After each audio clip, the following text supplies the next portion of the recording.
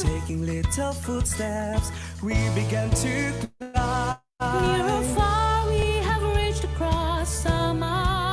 From Catbalogan, Mercedes, Bahanas and Bastay. From our halls, we walk their aisles. Achievements and awards now in prize. Join us and we'll show you the greatness of SSU.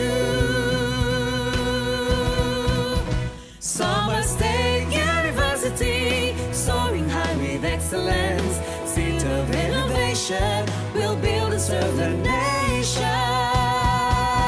Summer State University, it's the best for you and me.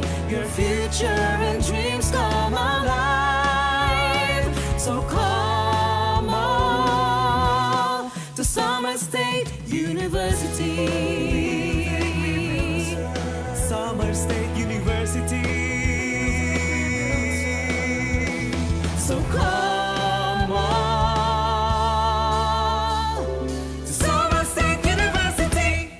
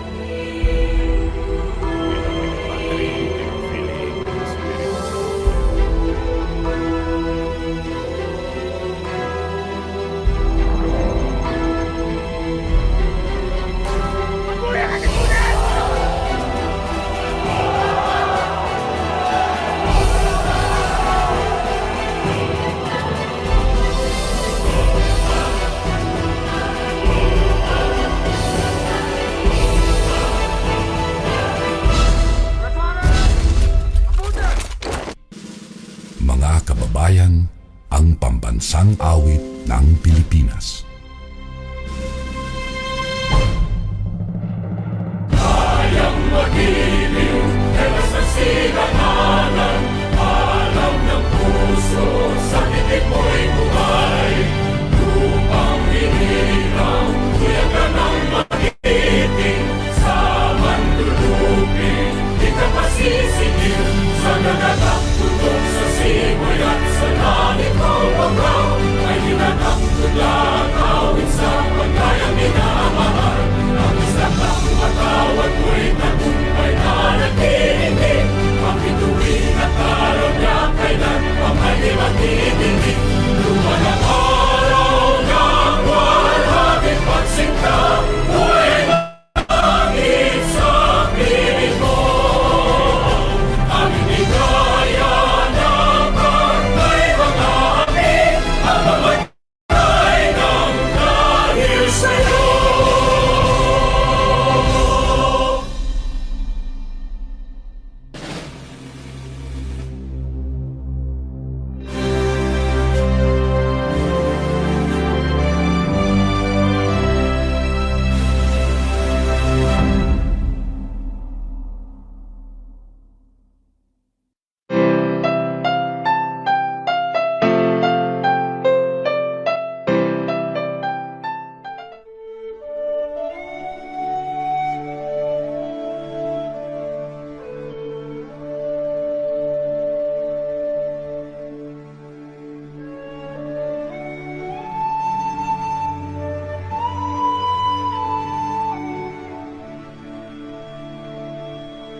It's beyond to more than I can be.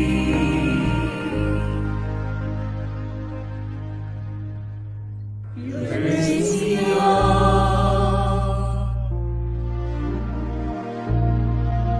to more than I can be.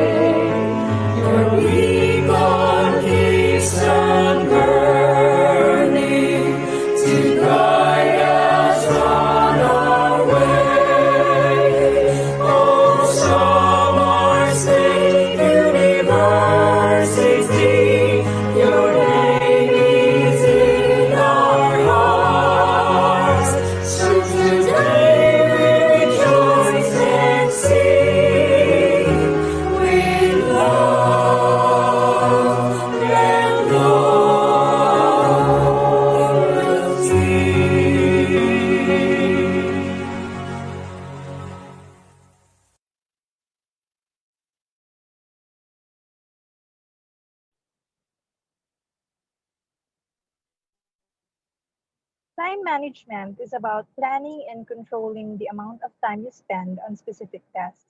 In the new normal, wherein students are bombarded with academic requirements and household chores, time management skills are increasingly important. Studying while at home is actually more stressful than being in an actual classroom setting. So the Student Welfare and Development Services, through its career and placement services, is having a webinar today entitled Time Management.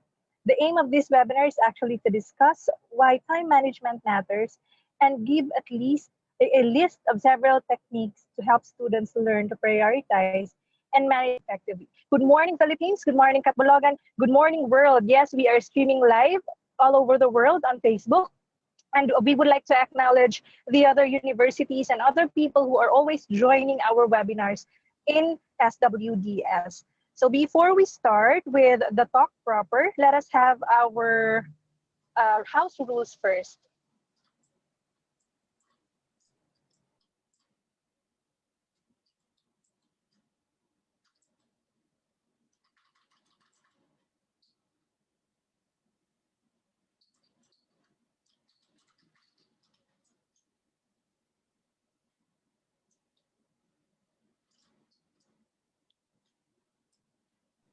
Okay, so this virtual activity is going to be amazing as long as everyone follows these simple rules. Rule number 1, please turn off your camera and microphone if not needed. Rule number 2,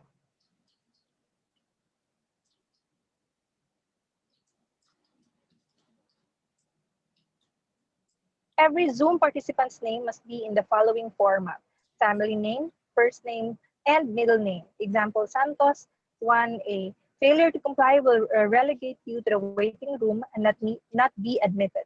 Rule number 3, for FB Live participants, you may share, tag, or mention your friends to join this FB live stream, but please refrain from posting unnecessary comments in the comment section.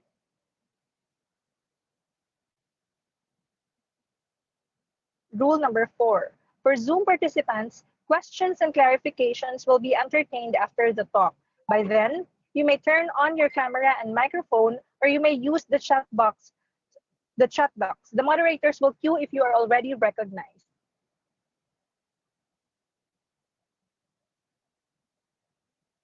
Rule number 5, for FB Live participants, you may key in your questions and clarifications in the comment section, but will be entertained after the talk. We will have an open forum after the talk.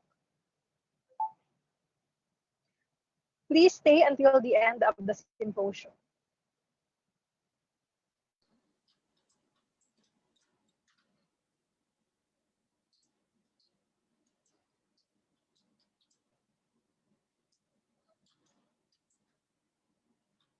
Rule number 6, make sure to fill out correctly the attendance evaluation and answer the questions to secure your certificate of participation.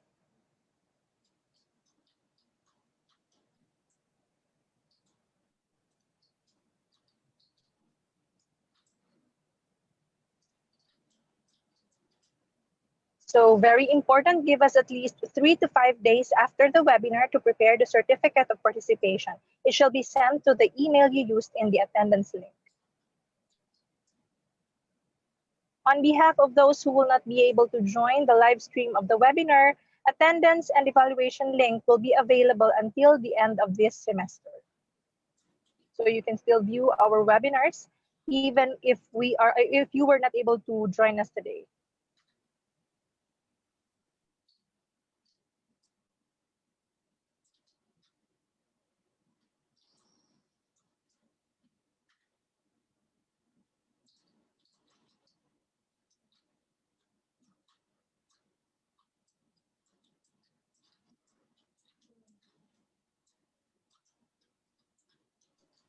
Okay, so for the past 3 years, Ms. Maria Isabel Lemon has been the director of the Center of Psychological and Research Extension Services in Ateneo de Davao University. This center has helped many communities throughout Mindanao and other parts of the Philippines during the times of disasters. Her work also includes providing psychosocial support to the AFP. Additionally, she is an associate professor at Ateneo de Davao University teaching psychology subjects ranging from undergraduate to graduate levels. She also has her own center in Davao City where she provides psychological services to adolescents and young adults. She is undergoing training both in cognitive behavioral therapy with the Beck Institute and trauma-focused cognitive behavioral training with Psych Consult rather. Apart from her regular practice, she also works with survivors of childhood sexual abuse.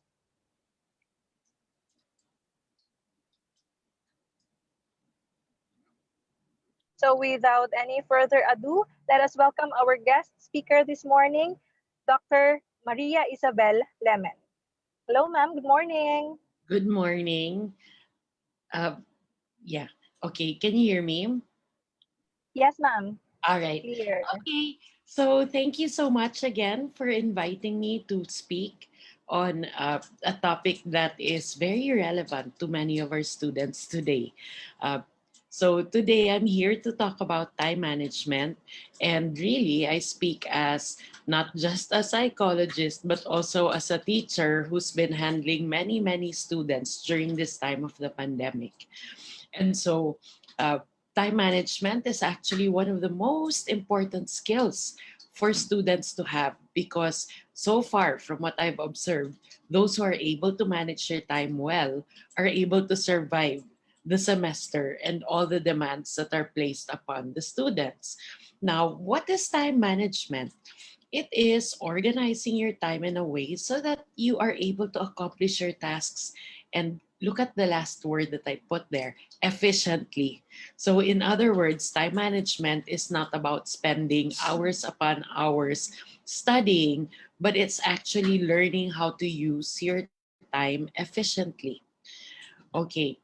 Now, what happens when you are unable to manage your time?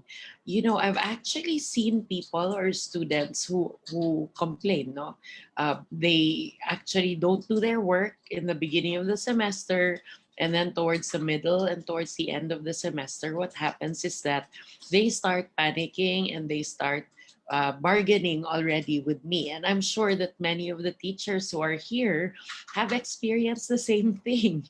No, so what really happens when you manage your time, not just in school but also in work? Your superior or your teacher will find you to be unprofessional. Um, you will have difficulty getting along with your classmates because there's a lot of group work actually that is required of students, no, throughout the semester.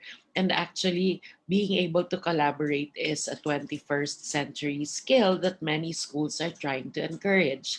Now, when you don't manage your time well, you are unable to submit, no, good work, good quality work to your group mates.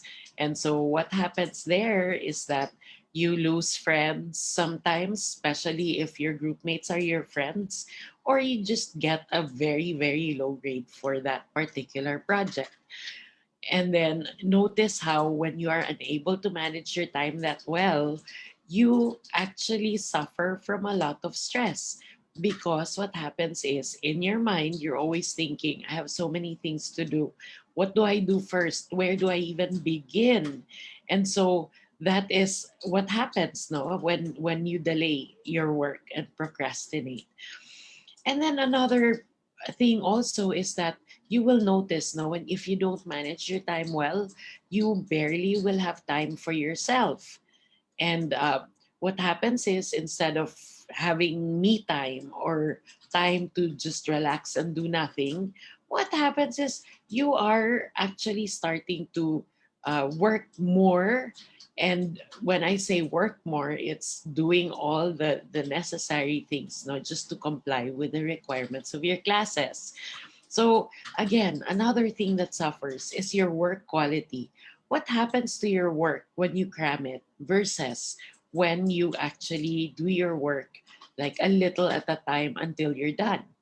So your work quality does suffer, and there's no more time for you to check or double check what you are submitting to your professors because you don't the deadline is already up or the deadline has already passed.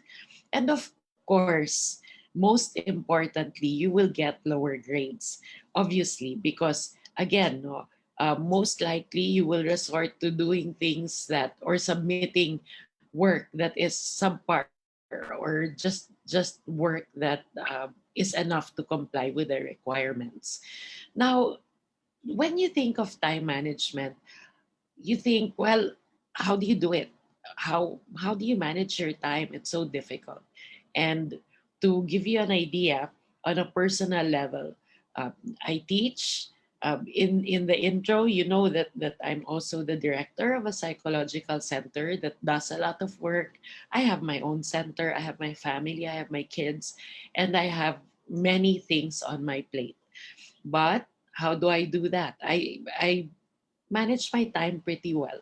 And a lot of people say, wow, I can't believe that you're able to do all of these things. And part of the reason for that is because I try to compartmentalize and manage my time well. Now, what I'm going to be discussing next are a few of the things that I actually do. So, first of all, you have to be very good at planning. So, you have to know uh, what you're supposed to do within a week, within a month, and then identify those tasks and have a plan that you will follow. So you can say, okay, so I'm going to wake up early, for example, on Wednesday because I'm going to work on whatever it is. So let's say Wednesday, I have my teaching, I have whatever that is. So actually, when I do teach, I give myself a few days before, or maybe at least I should be done by the PowerPoints, no, by the with the lectures, a few days before my class starts. And so by doing that, by making that a habit and planning the things that I need to do, I already am able to establish a routine. And because I am able to establish a routine, when the time comes that I have to teach that particular class, I'm already ready. Okay, so like I said, you have to establish a routine, but that routine needs to fit your lifestyle. So you have to think about when you work best. But then some of you might probably tell me, "But ma'am, I'm a night person. I'm not a morning person." And that's well and good. So when you know that you're most productive in the evening, it doesn't mean that you should work from 10 till 5 in the morning, because that just doesn't cut it. The more the later you sleep, the less productive you will be the next day. So but you actually have to find a rhythm, no? Find a rhythm that works for you and stick with it until it becomes automatic. So you already have your schedules, you know what classes um, are meeting, are having synchronous meetings, or you know what classes demand much of your time. And so perhaps like on a Sunday, you make a list of the things that you need to do, so that by the time the class it starts, now by the time that you have to meet with your class, or by the time you have to submit your work, you're already done. So yeah, establish a routine. That's very, very important. But at the same time, it doesn't mean that you need to be working 24/7. What it means is you do your work ahead of time, but give yourself time also to take breaks. So you have to have some kind of a downtime each week. So let's say you don't have class on a Saturday, you can make Saturday your downtime, or Sunday even. And then think also about what you're eating and drinking. And the reason for this is because when you eat too much, no, let's say at for lunch, what happens is you become very, very lethargic at 1 o'clock. And if you have a class at 1 o'clock, it's difficult to pay attention to to your teachers, or it's very difficult to do your work at that particular time. And how about drinking?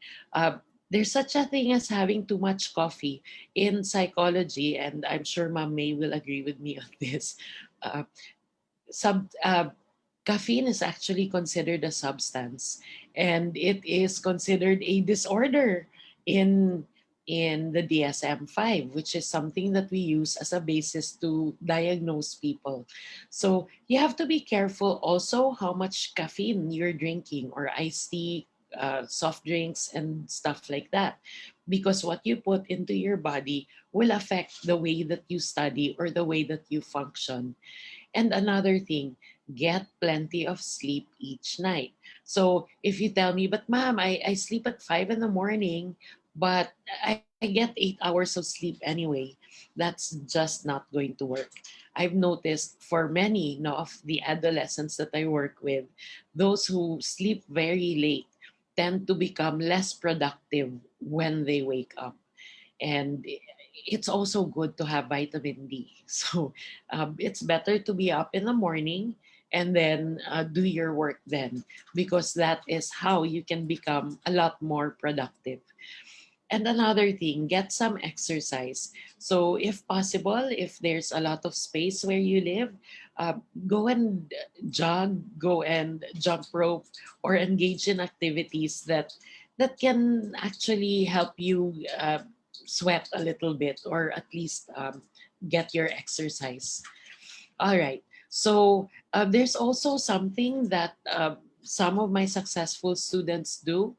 It's called the Pomodoro Technique. I'm not sure if you're familiar with that, but this is how it works. So the first step is to choose a task. And then you set a timer for 25 minutes. Once you've done that, you work on the task until the timer beeps. And then after that, you take a short break for about 3 to 5 minutes. And then you just repeat the cycle. And then after 4 sessions, let the break be a little bit longer. And that actually forces you to step away from what you're doing and then clear your mind a little bit so that when you get back to the task, you are able to finish it already. Okay. Now, you also need to familiarize yourself with your learning modes. So, there are times when you are in the go mode, and the go mode is when you're the most energized and alert. So, this is the time when you should be writing a paper, learning something new, or focusing on your reading. And then the slow mode is, well, you have moderate energy and focus level. So this is the time when you can review material you've already learned or prioritize your to-dos, the things that you need to do. And the no mode is when you have low energy and you're easily distracted. So this is the time when you can still do some work like creating flashcards, color coding, the things that you need to read, or again, make a to do list. So, this one recognizes the idea that sometimes we're not necessarily at working at our peak levels. So, be familiar with your go, slow, and no modes, and then take advantage of what you need to do no then, because again, even if you're in your no mode, you can still do some work. All right. So this is one of the most important things that I've discovered now that we need to do, especially working from home or studying from home, is quite difficult. And the reason for that is because sometimes now we have our beds and it's easier to lie down and sleep rather than sit down and study. But one of the things that I've discovered is that you need to have a separate working space. So you need to have a table or somewhere that is away from your bed where you're going to do most of your work.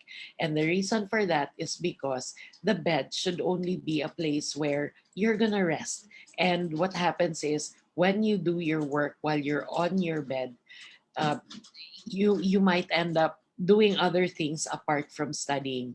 So when you have your desk or your work area, organize it. So make sure that it's not cluttered and that it's easier for you to access the things that you need when you're studying. Minimize distractions. Actually, I'm pretty sure that many of you will say, well, it's difficult because I need to be able to contact my classmates or whatever. But when you're doing your work, maybe you can put your phone like somewhere far so that when you have your 5-minute break, then you can check it.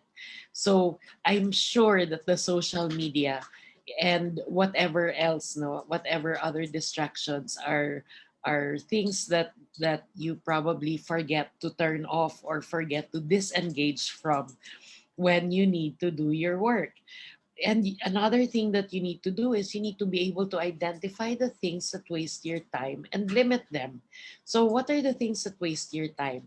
Whether it be online games, or whether it be what checking your email, or checking your Facebook and Twitter and whatever else that you need to check. So again, no, I'd like to emphasize the need for you to have a separate space for you to study, because that one will allow you to see the boundary between work and relaxation. Okay, now this is another thing. I'm actually also guilty of this. I procrastinate sometimes, and I'm sure that many of you have procrastinated at some point in your lives or in your academic lives. So, when we take a look at the procrastination cycle, what happens? What really happens when we procrastinate? So, first, we procrastinate. So, we say, I think I'm going to do that tomorrow. It's not due until Friday anyway, so tomorrow. So then you procrastinate. When you procrastinate, you start feeling guilty. And then as the deadline nears, you start panicking. And then you panic, but you make excuses. Okay lang yan, I'll be done. I can do that in 30 minutes. And then what happens is you procrastinate even more. So this kind of thinking leads us actually to a cycle where all we do is procrastinate, thinking that there's a lot of time ahead of us, no, for us to complete our work. But I remember my father actually, who was a very busy businessman, told me before that if you want to get things done, give it to somebody who's busy, because a person who's busy will get it done right away. So the more that you do, the more that you'll be able to accomplish, obviously, but the less that you do and the less busy you are, the harder it is to start getting productive. So procrastination is not a good thing. So another thing that you can do is to prioritize. There's what we call this the Eisenhower method, and what it is a matrix, no, that says if something is important and urgent, do it now. If it's important but not urgent, you can plan to do it. If it's not important but urgent, you can delegate it. You can ask somebody else to do it for you, or you can work with somebody, especially if it's group work or something like that. And the fourth is if it's not urgent or important, bin it. So in other words, you can just like set that aside. So this is how you can plan, no, for your work, and this is how you can prioritize what to do first, especially when you feel overwhelmed. So have four categories of things. So you have important and urgent, you have important and not urgent, not important but urgent, and not urgent but important. So when you do this, you will notice that you'll be able to use your time better, and you'll be able to get things done on time. But you also have to know your limitations. Like I said, no, when you procrastinate, what happens is you everything becomes urgent, and you're actually setting yourself for burnout. So the more that you're able to accomplish in a day, like maybe two tasks, three tasks out of five or something like that, the less you have to worry about.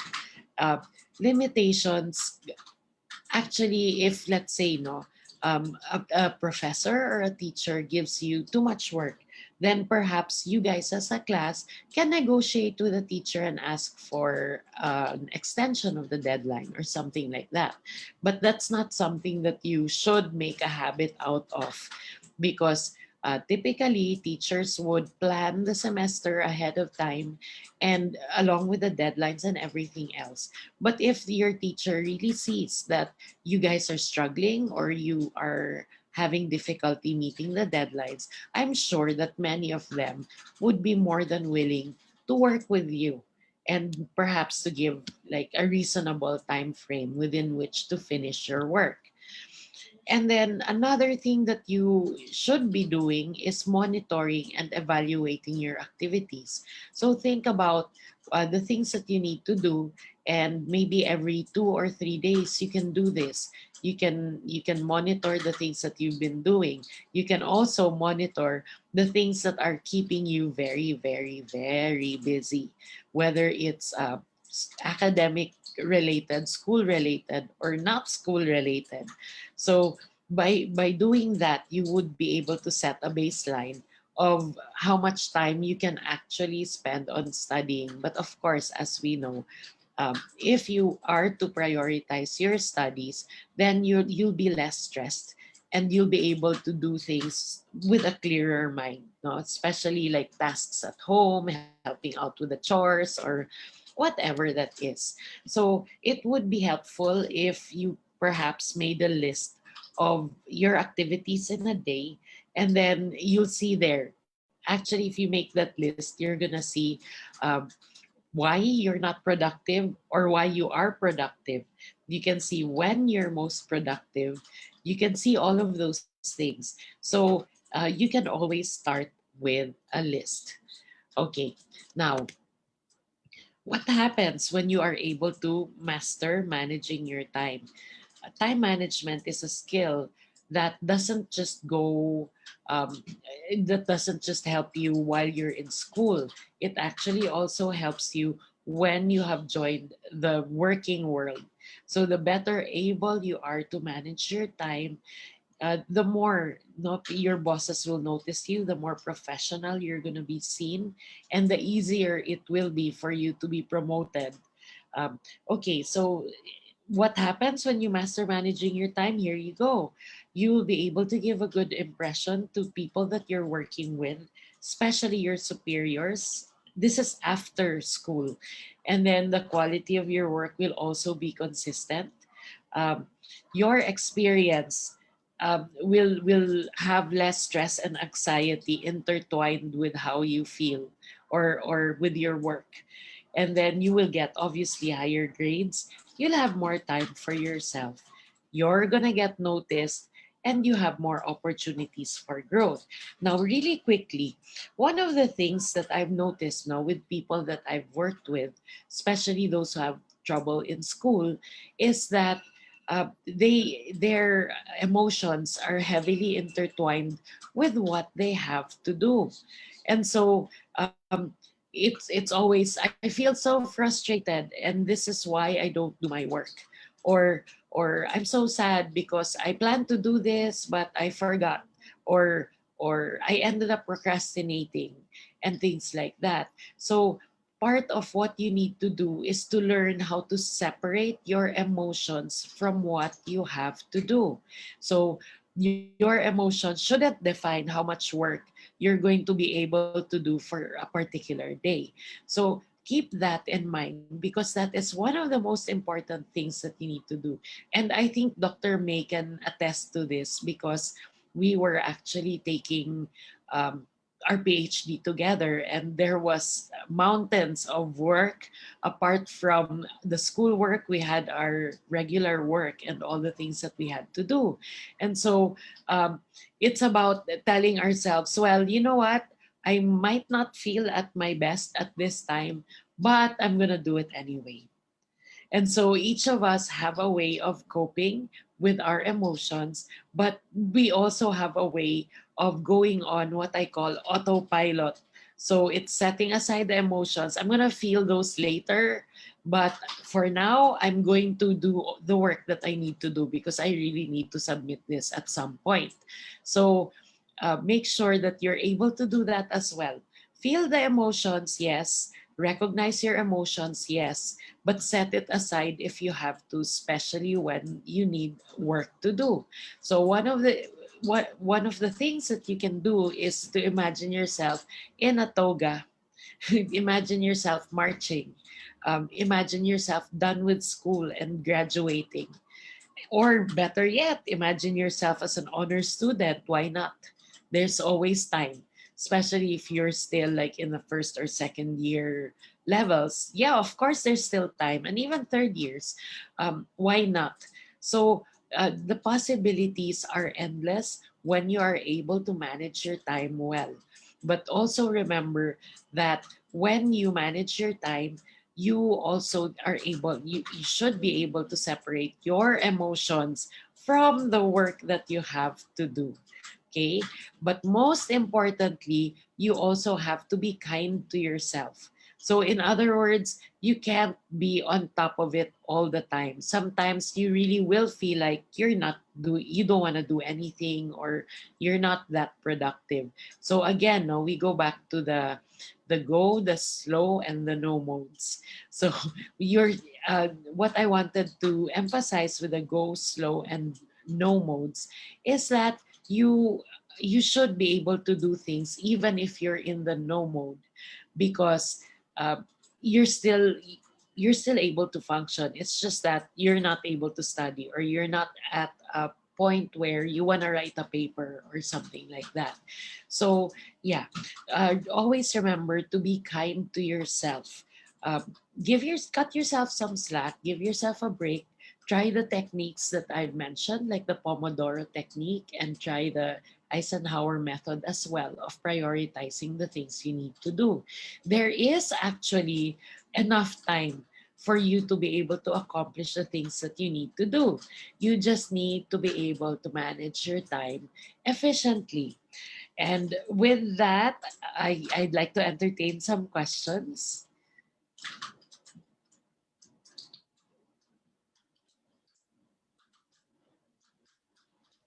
May, anyone?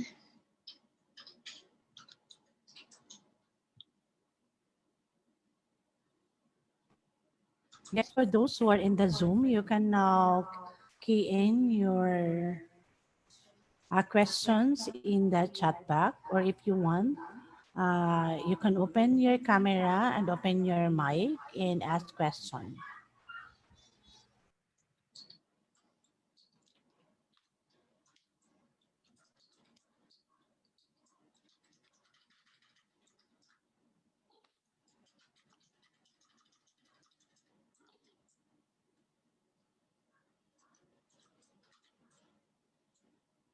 Okay, there is one question coming from the chat box. What can you advise photo student whose household expect them to work since they are at home? All right. So, one of the things that you can do is to sit down with your parents or whoever else that is in your household. Tell them, okay, these are the things I need to do this week. This is the work that I need to do. And if there's anything you'd like me to do in terms of the chores, let me know what these are ahead of time so that I can figure that into my schedule. So, like I said, um, you need to be able to know what you need, how much time you need to complete your academics so that you can help out at work. But it's also important to coordinate with your parents, no, or to coordinate with the people in your house so that they understand that during this time you shouldn't be bothered, because you can actually help after. So I'm sure that your parents would be more than understanding of your situation. So you just basically need to talk to them and let them know how much work you have. So that's why the planning is very, very important. So thank you for that question, and I hope I answered that. So the second question is, may I ask if it is better to do complicated tasks first than simple tasks? Well, that really would depend on you and how you work. Because for me, for example, um, I would intertwine the complicated and the simple. So if let's say, so let's go back to the slow, the go, the slow, and the no mode. So notice how you're feeling at that particular time.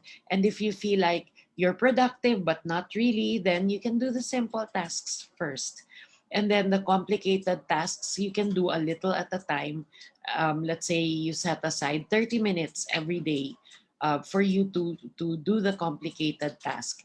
And then, yeah, you do simple tasks in between. And trust me, you'll be able to do more when you do it that way. So I hope that answered your question as well. What if your teacher somehow, ay, nako. Okay, so what if your teacher somehow affects your school performance subjectively? Like, for instance, he or she gives the classwork but doesn't discuss properly. Okay, so one of the things no, that I'm sure your teacher would appreciate is if you ask questions. You can you can actually message your teacher or email your teacher and say, I this refers to the task that you just assigned to us. May I please ask how I can complete the task better, because it seems like the directions, I'm a bit unclear about the directions. Can you please let me know what you want, because sometimes the teachers also take it for granted, no, that you guys understand what we want you to do. And then when students ask me, for example, then I'm reminded, oh nga, no, maybe my instruction wasn't that clear.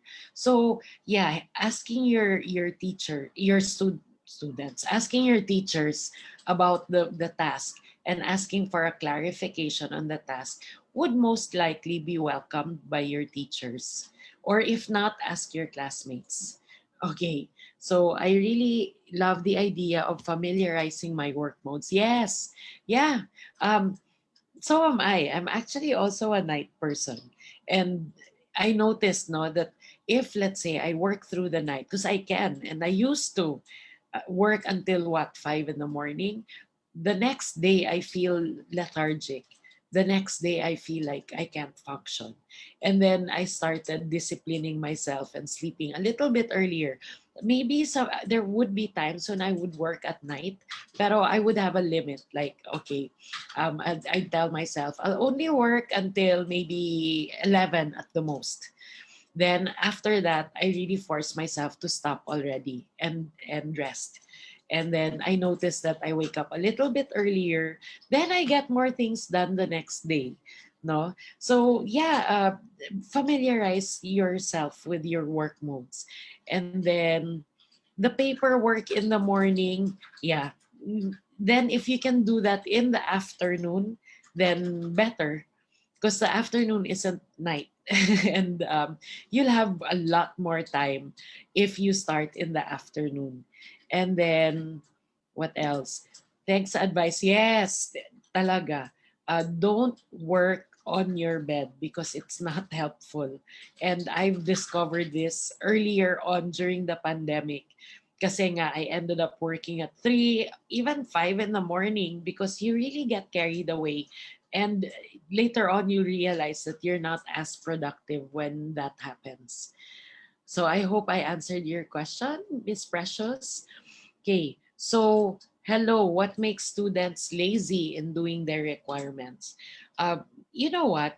Part of that is sometimes when you are faced with a requirement that you feel is difficult, instead of facing it head on, you tell yourself, well, medyo mahirap ata ito. I don't want to do it. And then you end up procrastinating. So for that first difficult task where you procrastinate, it's going to be easier to procrastinate with the next difficult task and the next difficult task. And before you know it, you're way behind your work already. So that's part of it. It's getting intimidated by the things that your professors might be requiring from you. First, second, it's perhaps not seeing the bigger picture. Kasi when you're faced with all these tasks, you don't really think that, well, each task that I accomplish brings me one step closer to my graduation. And it's especially more difficult when you're in the lower years, no? First year, second year. You don't feel it as much.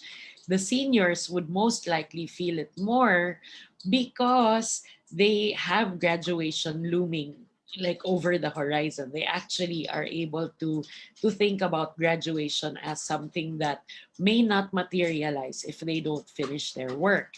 So yeah, so always have a big picture in mind when you do your requirements.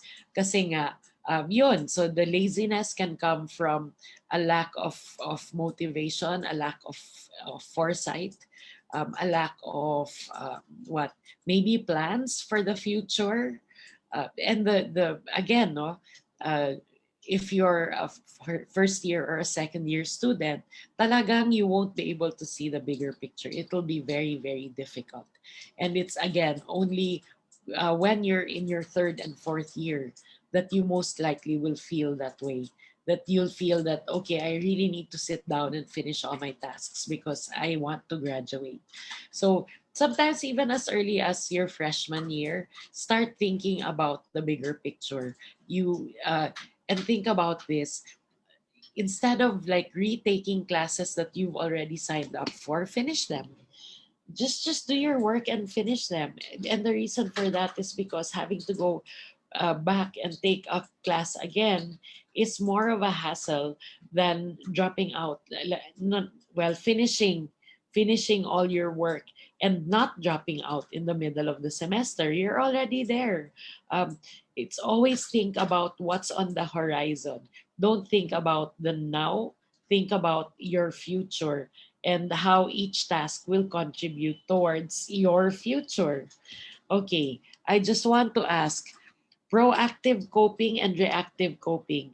Okay, so when you think about proactive coping, it's preventive, and reacting is just reacting to a certain situation. So, for example, when you do, let's say you have work no to do, you already know that your tendency is to get sidetracked. For example, by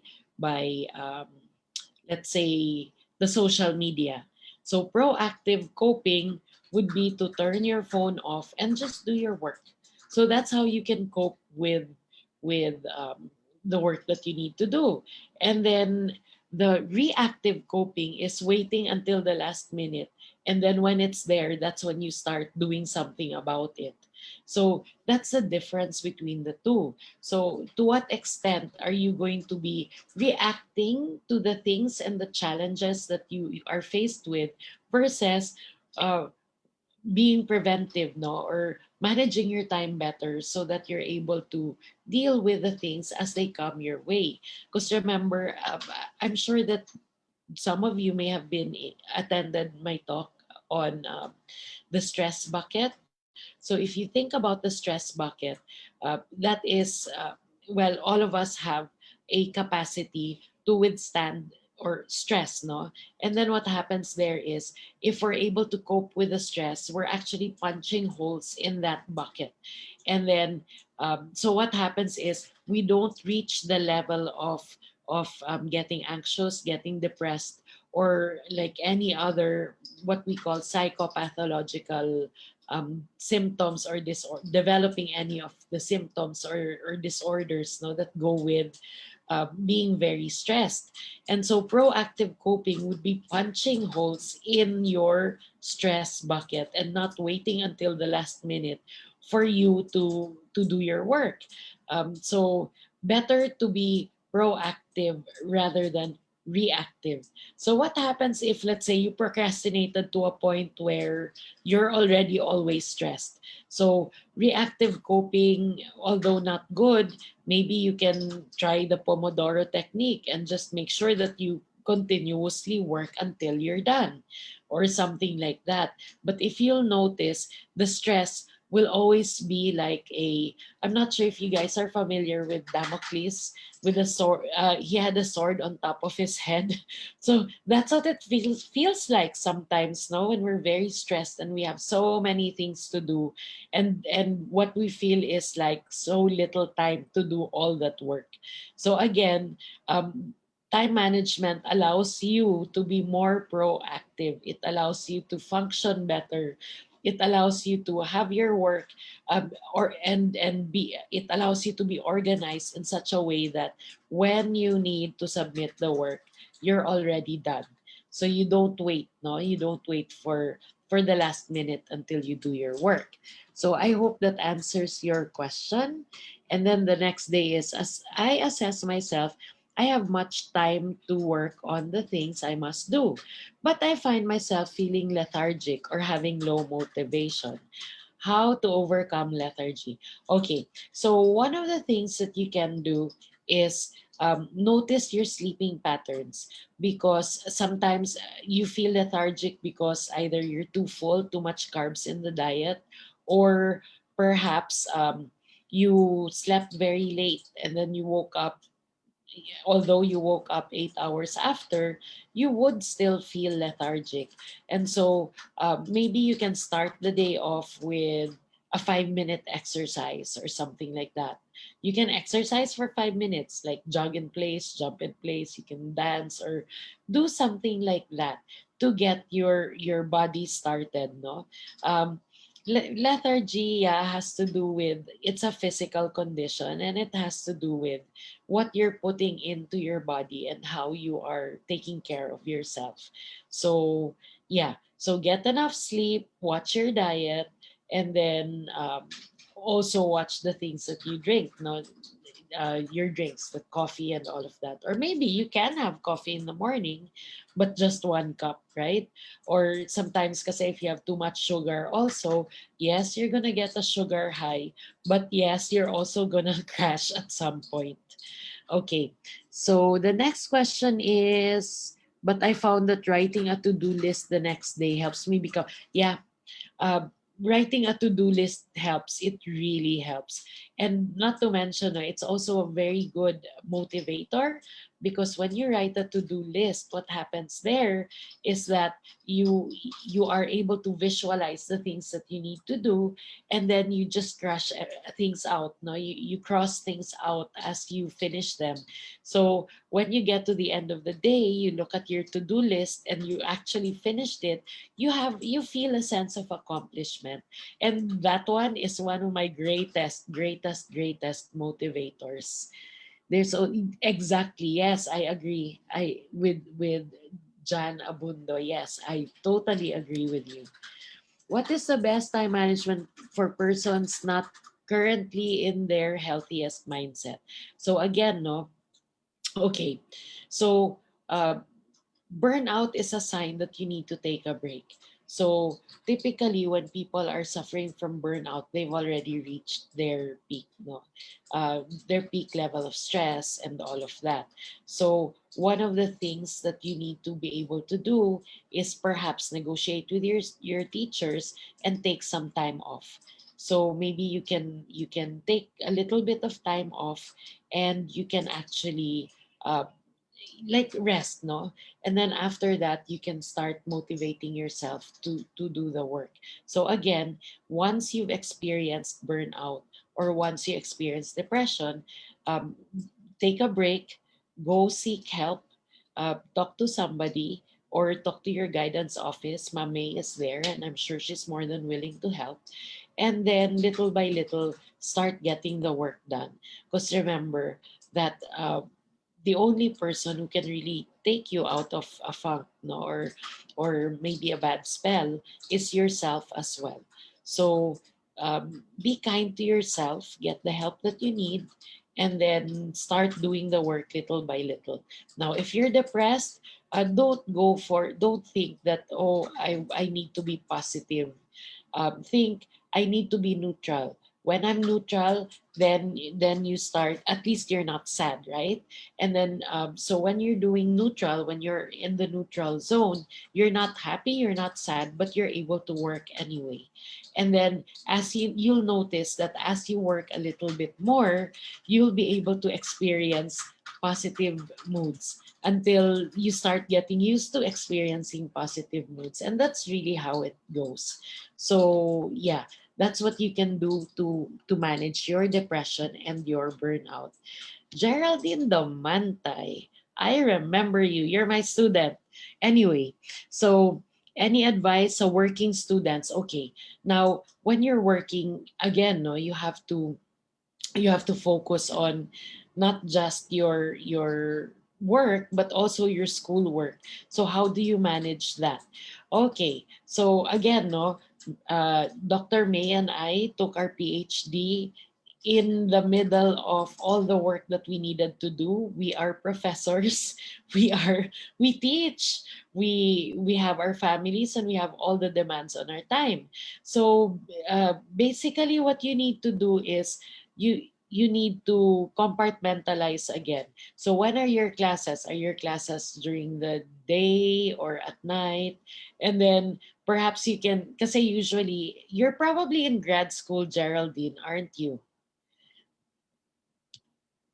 Anyway, okay. So what you need to do is, yeah, just do your work a little at a time. And again, no, when I was taking grad school, I was actually making lists. And then during the semester, kasi what happens, yeah, during the semester, what happens is your professors will already give you the requirements. So if I were you, work on them little by little. Geraldine messaged me on FB. I'm curious to know what happened to you. All right. So what else? Um, okay, Miss Malakad said, "What do you do when you're overwhelmed at work? You pause. Take a pause. Don't, when you're actually, when you're overwhelmed, that's a sign that you are intertwining your emotions with what you have to do. So you get overwhelmed because you probably your mind starts messing with you in a way. So sometimes you think, oh, I can't do this, or this is too hard, this is that. So it's negative self-talk sometimes, no, that makes you feel overwhelmed. And what happens there is that if you feel that way, then you just need to take a step back. Take a step back and then reevaluate the things that you need to do, make that list, and then just do it one at a time. How to deal with boring and change majors. I'm just kidding. So if if the task is boring or repetitive, I think at some point you just have to just sit down, roll your sleeves, and do it. No, I think it would depend on what your major is also. So if the task is boring and repetitive, you're most likely doing accounting work or something like that. Just remind yourself that you are doing these boring or repetitive tasks because you need to build the skill, no, whatever skill that is. So instead of thinking of the task as boring, embrace it na lang and enjoy it. So, follow-up question. This really affects their time management. How can they be motivated to accomplish the schoolworks? I'm telling you, the best way to be able to do that is to make a list of the things that you do. Then you can assess, reassess, take out, you can reevaluate, you can monitor, you can do so many things, but it can always start with that list. So yeah, that's how you can be motivated to accomplish the schoolwork. And remember, always think of the bigger picture. How do our works without how do we do our work without feeling pressured or stressed? Um, Keep your emotions at bay. Just do the work and that's it. And don't think about implications, complications, feelings. Don't think about that. Just do the work. And then, if possible, have a group of people that you can actually work with and you can ask, no, about if your work is okay already. And I think that where I teach in Ateneo, students do that. They actually ask each other for help. And there are people who are more than willing to help. But that doesn't mean that you ask that person to do your work 100% for you, because that's not right. So you also have to gain on skills, and you have to gain the competencies that have been established for your particular subject. Okay. Um, what else? What advice can you give who would like to give up because of paperwork? Don't ever give up because of paperwork, because that's all it is paperwork. So again, start with a list and then just do it na. Sometimes, you know what? This is how I do it. If let's say there's a requirement for a paper that I have to write, I take a look at the requirement and think, okay, I need to write 20 pages. So is it double spaced or single spaced? So then I think, okay, 20 pages. If it's double spaced, then great. I only really have to write 10 pages. And then I do it a page at a time. So do it one at a time. Take one step at a time. Before you know it, believe me, you're done. And I think, again, no, Dr. May can also attest to this because we had to write our dissertations.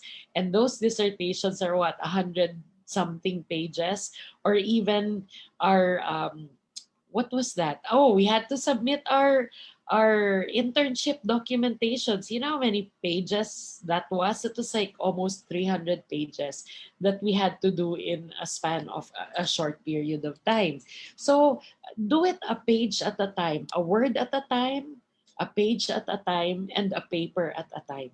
So just take the baby steps, because when you get started, it's gonna be easier, no? Things will start flowing.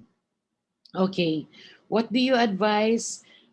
Again, no, people suffer from anxiety because of online classes, because of the seemingly daunting, no, or like the enormous amount of work that needs to be done. So it's just really a matter of prioritizing. My good students actually are overachievers. They actually do their work way ahead of time. So if the deadline, for example, for a particular homework would be in 2 weeks, they'll be done in a week. So in other words, they don't wait until the last minute to do their work.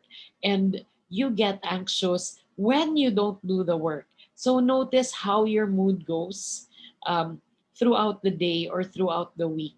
So when you notice your anxiety or your levels of anxiety, what happens there is that you'll be more aware that, oh, no wonder. So I get anxious because I know that the deadline is looming. So there's always a reason why you feel anxious. And getting to know what that reason is will also help you hone your skills better, or it'll help you develop skills to be able to deal with the anxiety. So yeah, that's how you can deal with anxiety. Wait, what to do with group mates who won't do their part on time? I would suggest, really, and this is very important, talk to the that particular student, and if that particular student doesn't participate, then go to your teacher and bring that up, because I think that most teachers, and even me, because I teach psychological assessment that had group work. I also taught experimental psychology. And there were times when students would complain about group mates. So you can ask your teacher to help you out there. If you're really having a hard time with a particular group mate, then tell your teacher and ask your teacher for the solution for that. But always have a plan B. Ako, really, I would rather, on a personal level, I would rather do the work alone than be in a group. But anyway, what advice? Uh, oh, there actually are students who say that they work best under time pressure. And the problem there is that when you are under time pressure, it's your anxiety levels will start increasing. So it's like you're building up yourself. No, you're building up yourself to a point where you are so hyper already that all you think about is actually completing your work, 'di ba? Kasi you're under time pressure. But honestly, if you go back to that particular work, sometimes it doesn't ano ba, it's not good quality. Because me, on a personal level, I don't work that way. And I notice that when I wait until the last minute to do my work, believe me, the anxiety and the depression that comes after is not worth it. So, my advice to people who procrastinate: don't. Believe me, you will thank me in the long run. Okay, next. Not really about having online classes, some few tips. Oh, the board exam. Okay, yeah. To study for the board exam, what you can do, actually, this is what I did. You can make flashcards for all the four subjects, and then you can use the flashcard, you can bring the flashcards around with you, and every time you have free time, you can actually like review, no, for that particular subject. And I did that. uh, so that's how you can do it during your breaks, or set aside like maybe 20 minutes in the morning, and then lunchtime 20 minutes, at night 20 minutes, and then or more, an hour. And then before you know it, you would have covered all the topics, because the board exam isn't until June. So you have like how many months pa naman? So yeah, make flashcards. For me, that's really, really, really helpful. So how do you stay focused when you're studying something? Okay, when you're studying something, what happens is that you need to be in a zone or a particular zone. So, how do you stay focused?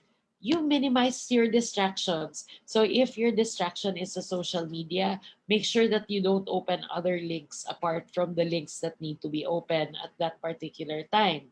Or maybe you can use the internet to help you study better, because if you're studying a particular topic and it's boring, you search the net for information on that particular topic, so that you have nicer pictures or nicer resources to read apart from the book that you're already reading. So you can do that. um, what else? I agree when I see, yeah, exactly. You really do feel motivated when you see how much you've been able to accomplish. That's true. Okay, in relation to burnout, what can you advise students who are well, you know what? Uh, don't make decisions to drop out of school. Maybe what I would suggest, no, for students is that maybe you just need a time out, because if there's still time for you to catch up, I would suggest you go to the guidance office, you talk to somebody from there who can coordinate with your teachers so that you can complete your work. Because dropping out in the middle of the semester is not really, for me, it's not advisable, only because you've already finished 2 months of that particular class, right? And so why? Don't drop out. Do not. Don't. Work with your teachers. Okay. What else? Can I ask some therapeutic ways how to debrief ourselves? Oh, um, we can do what's called mindful meditation or practiced breathing. There are sites that you can go to, like mindfulness.org, that have 5-minute exercises, or I don't know, 20, 30-minute exercises that you can do. So, yeah, you can look for online sources. Mindfulness is really a way to go. Uh, Practiced breathing is also another way to go. So all it entails actually, and it's free. So when you do practice breathing, you close your eyes, imagine yourself in your favorite place on earth, and then you inhale for 7 seconds through your nose and exhale for 7 seconds through your mouth. Do that for 2 or 3 minutes and you'll be so relaxed. So after each task, you can do something like that. That helps clear the mind as well. Uh, Especially moms na schooling. You know what? For moms who are schooling, make sure you have free time.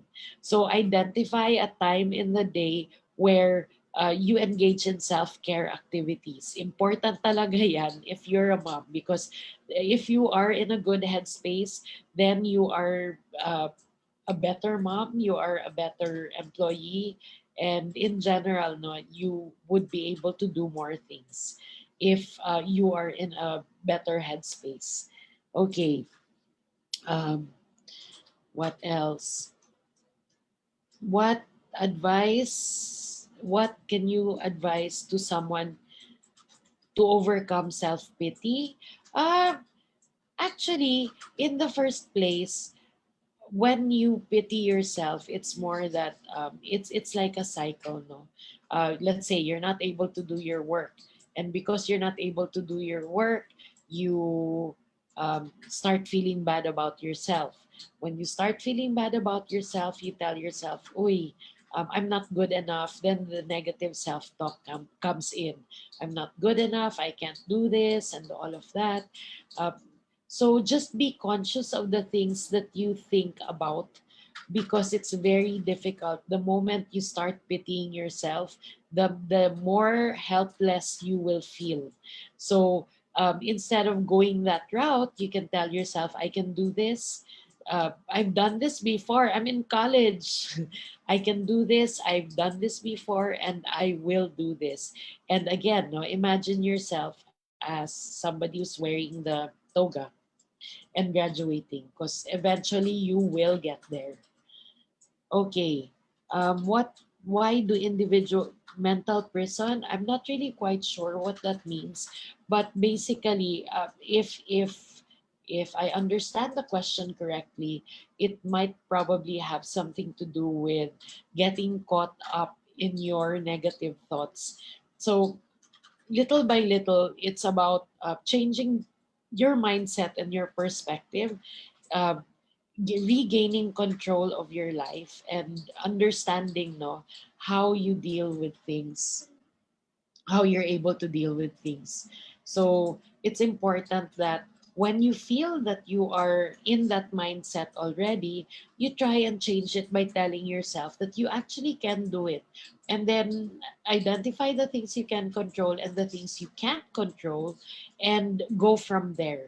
But actually, if you feel like you're in a mental prison and you feel like you're depressed, I would really strongly suggest that you go see Dr. May. Okay, attending webinars and including it in my schedule. Yeah, if attending webinars help you actually cope with the things that you have to do, that's great, really. It has also, yeah, making to-do lists. Yeah, that's very important. You're welcome, Miss Fabricante. What is the different Parkinson's law and I don't, you know what? Honestly, I have to admit, I don't know what Parkinson's law is. But I do know what procrastination is. So maybe I can get back to you through Dr. May. Um, what else? I highly suggest the Insight Timer. Oh, there you go. So there is actually an app that you can use so that you can try meditation, mindfulness meditation. Yeah, yeah. I really think that it's very, very helpful. So far, I think those are the questions.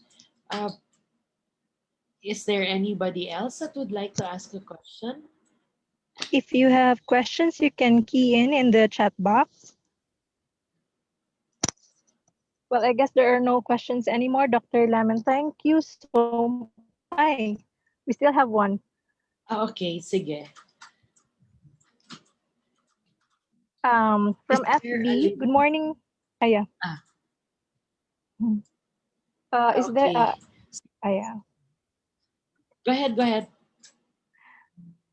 From an FB user, uh, is there a limit on how many extracurricular commitments students can realistically maintain, especially if online load tends to be compressed in 5 to 6 weeks? How can we be more aware of commitments we need to maintain or set aside? Okay, so when it comes to your commitments, these are actually things you can control. So again, no, if you have a list of the things you need to do in a week, or at the beginning of the semester, you already know what subjects are going to be demanding and what are not going to be demanding. You take a look at how much work you can realistically add to your plate. So you have to define what is a full plate. Anong kaya ko? Anong hindi ko kaya? Because notice how sometimes, no, the more commitments that you accept, the more stressed you are going to feel. So having your academics as your priority, the webinars and all those other things can be fit into the schedule, but only if you it's not going to add stress to you, or only if you feel like you can do it. Because I remember that I had a student before that had a lot of academic commitments, but apart from academic, yung mga extracurriculars na, and it reached a point where that student became very what ba, not necessarily depressed, but burnt out. And then little by little, when that student learned how to say no, parang, I could see the change in the student, because parang the student was now able to manage, no, all the activities, the academic work plus the extracurricular stuff. So you need to decide, actually, you need to take a look at the requirements at the beginning of the semester and decide if that amount of work is enough for you already. So effective po ba? Yeah, it's actually pretty effective. The Pomodoro Technique works. Julian Bermejo is, no, I answered that already. How do I tell if the person is suffering from depression or stress? Sometimes pa nga, depression or stress or burnout. I think you should, or nag-inarte lang. No, no, no, no, no. What you need to do is go refer, if you are a teacher, go refer that student to the guidance, because feelings are legitimate. We cannot stigmatize students based on how they're feeling. We can't also say na nag-iinarte. You as a teacher, let's say, would have been working with a student for a long time, and so you would be able to gauge, no, if the student is under a lot of stress or suffering from depression. But the best thing to do is this: if you are not qualified to what ba, diagnose the student, go refer the student to the guidance office, because they would know what to do and how to deal with that particular student. Okay, so I think that's the last question.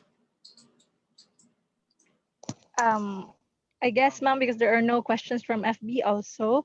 So thank you so much, Dr. Lemon, for that short and brief discussion. It's obvious that the discussion was very interesting because of a lot of questions coming in. Dr. Lemon, again, as always, thank you so much. We had a lot of takeaways about your topic this morning. So let's now move on to the awarding of certificate. Let us call in the Vice President for Student Affairs and Services, Engineer Maria Lourdes Amante.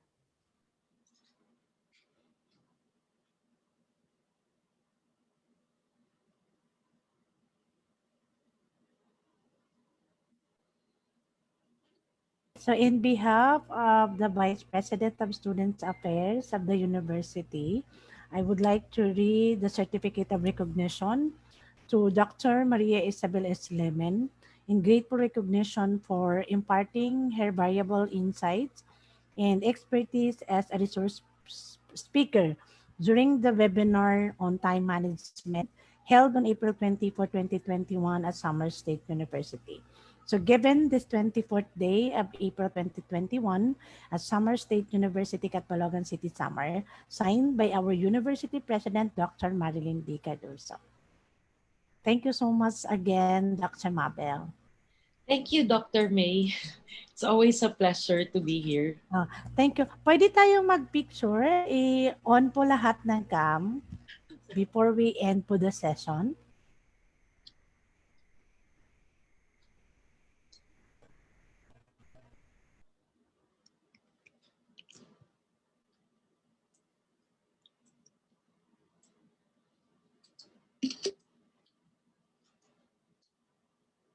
Okay, ready? May hindi pa po naka-open. Ready, Angie? Okay, ready at the count of 4 po na panel ha. 1, 2, 3. Okay, Angie. Okay, next panel.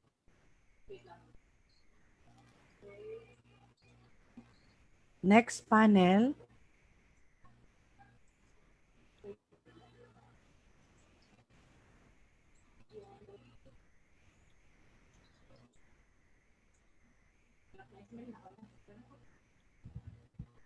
Okay, next.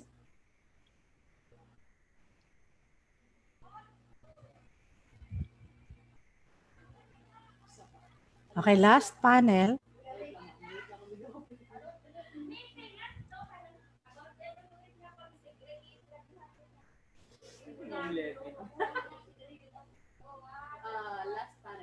Okay, last panel.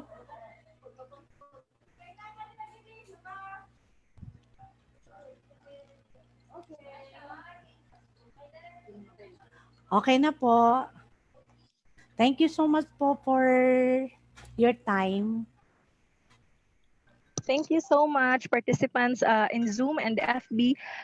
We still have one more webinar this afternoon about the orientation on mental health law and stigma at 2 p.m. So please stay tuned. Thank you so much. Bye, guys.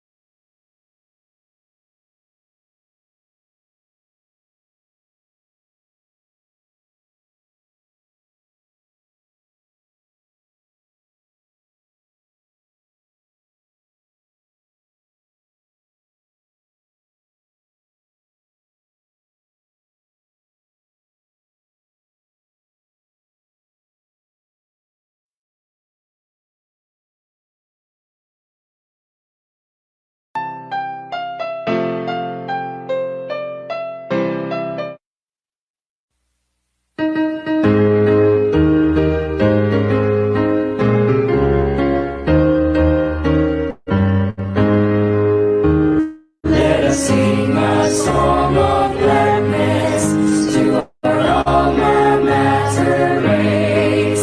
Come, ye classmates, friends, and comrades, let her glory be your praise.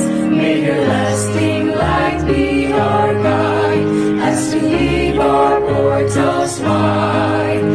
SSU only ever, in our hearts will this refrain. Faith will lead us to our destiny of success or adversity. Yet to